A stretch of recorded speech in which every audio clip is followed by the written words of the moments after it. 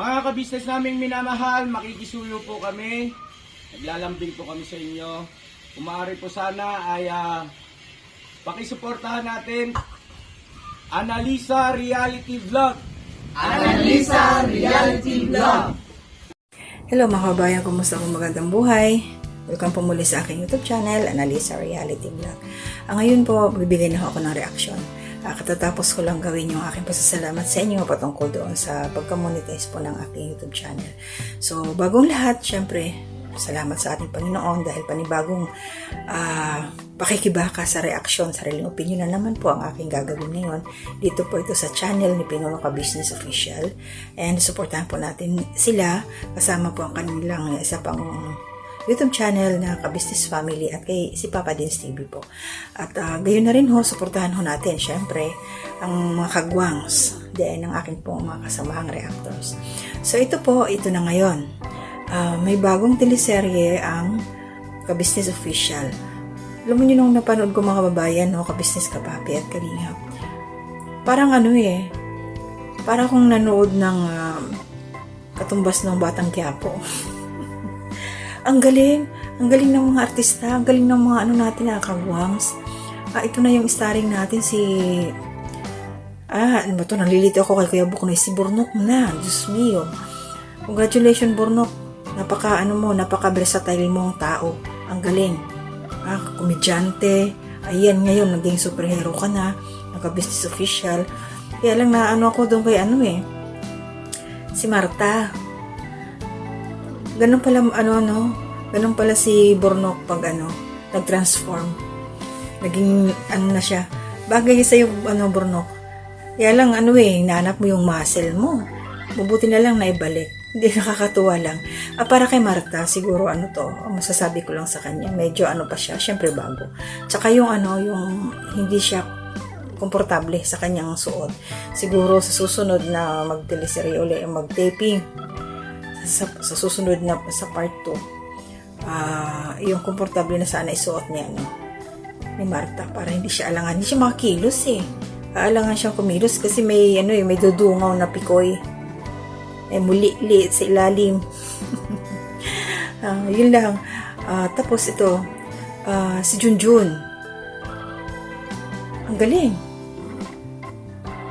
Din sila, parang akala mo yung mga talagang tunay na mga artista, para ka nanonood talaga ng mga professional na artista.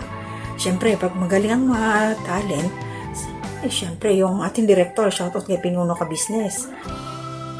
Kay Boss Dave, yung editor, ang galing. Shoutout na rin po kay kay Mrs. Ka Business, sa kay Papa Dins.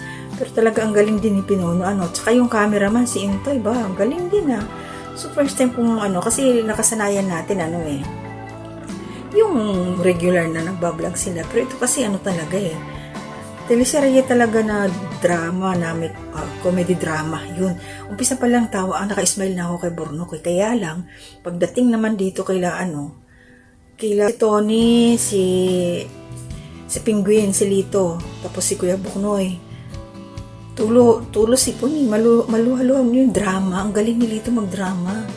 Tsaka mas lalo na nung kababayan, Ka-Business Kapapi Kalingap. Nung nagsalita si Tony, kukuha ako ng pinggan. Marunong na siya, yung ibig sabihin na siya, nakakasabay na. Ang galing ni Tony. Talaga, iwan ko, hindi ko kayo mga kababayan, panoorin ninyo sa Ka-Business Official, yung mga hindi pa nakakapanood. Talagang mixed emotions ang mangyayari sa inyo. Una, tawa kayo ng tawa dahil komedyante nga ito si Burnok. Then, ayun na, sinundan na ng drama. Pagdating kila Lito, grabe. Akala nyo parang sila parang dumaan ng tawag doon sa mga artista, yung nag-rehearsal, tapos yung mga talent, may tawag kasi doon, nakalimutan ko yung tawag sa kanila na nandito sa dulo ng aking dila. Na basta may ginawa rin niya ni Pinuno dati Sabi niya, basta yung mga artista na nagtitraining, yun, parang dumaan sila doon. Ang gagaling. Grabe, clap. Ka-Business, salamat dahil i-share mo sa amin yung ganitong palabas. Na akala mo tunay na may production talaga First time na ang galing. Mga professional yung galawan Si Tony talaga nakakatuwa siya. Marunong na siya. Salamat, Tony. At pinasaya mo din kami. Si Kuya Buknoy, ang ganda ng Kuya Buknoy, akala mo talaga, mag-uuma. Ang galing nila. Sana may kasunod na kaagad. Ano kaya mangyayari kay Lito? Yung meron siyang agimat. Baka mamaya siya yung makakalaban ni Captain Dumbbell. Diba? Ang grabe itong palabas na ni Pinuno Ka Business. At talaga, binalikan ko pa siya ng isang beses kasi nga, doon sa part nila, yung drama na pag tinawag, yung nag-embrace, yung pinagyakap ni Lito at si Tony. Yung una, nag-aalangan pa si Tony talaga, nandun pa rin yung niya. Pero nung, medyo kumakampante na siya. Kumbaga nakakasunod. Ang galing na, mahahasa si Tony sa ganitong paraan. Ang ganda ng location. Yung pala yung pumunta sila doon ng isang araw. Sa may kambingan. Ang ganda. Talagang kakaiba yung ginawa ngayon ni Pinuno Ka Business. Kasi nga, yun, ito rin yung paraan para matulungan sila, matulungan si Marta. Sa pamilya niya, sa anak niya, matulungan siya kasi wala na siya sa balutan. Hindi na siya natitinggal ng balot. So, yung pala yung, isa ka ng, talent ng ka-business, Marta. Galingan mo. Huwag kang magbabago kung paano kanila nakilala. Tsaka maging totoo ka lang sa ka-business family kasi bago ka pa lang, maging tapat ka. Huwag kang gagaya sa iba na once na nakilala na or nagtagal na, nag-iiba na yung ugali. So, sana, Marta, magtuloy-tuloy ka dyan. Pagbutihan mo lang kasi nga may anak ka din. Pangarap mo sa buhay. Ang kwento ng yung pinagdaanan ay kakaiba. Kaya survivor ka. Sana yun lang Marta sa akin, change outfit ka para makagalaw ka ng maayos. Huwag masyadong labas ang mga tinatago. Sabay ganun. Sexy ka naman na macho. Bagay talaga si Captain Dumbbell. Naku, Bornok. Galing ni Bornok. Galing na ko dun sa pag-edit ni Boss Dave. Ang galing. Talagang sila yung performance nila. Pwede na, tumapat kay kay Coco Martin, sabay ganun Di, ang galing talaga. Talaga to si Pinuno, meron talaga siyang tawag dito. Yung puso niya pag director siya. Meron talaga. Nandun sa kanya yung talaga yung hilig niya. So, makikita natin salamat at na-share niya sa atin ni Pinuno kung ano yung mga gagawin pa nila. Ang gagaling ng mga artista. Hinantin natin yung paglabas pa ni si Vera. Ano kaya yung papel dyan ni Vera? Kasi kasama siya sa casting. Siya pa rin kaya yung kaya siya ni Lito. Diba? Nakaka-excite lang na makikita mo yung laging nariyan na mapanood natin sa vlog ay magagaling palang mga artista. Workshop, yun naalala ko. Thank you, Lord. Para silang dumaan sa workshop. Silang lahat. Napakagagaling na mga talent ni Pinuno Ka Business.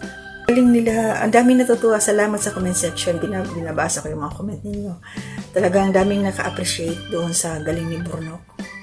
Ang galing niyang artista talaga. Ang galing niyang umakting. Tapos sila Bugi ba yun sa Kasibay Papaya? First, ninyo ha? First pasok, mga snatcher pa kayo ha? Ang bumangga giba kay Marta. Ayan, tumba. Yun lang ho. Basta, na-excite lang ako at saka masaya.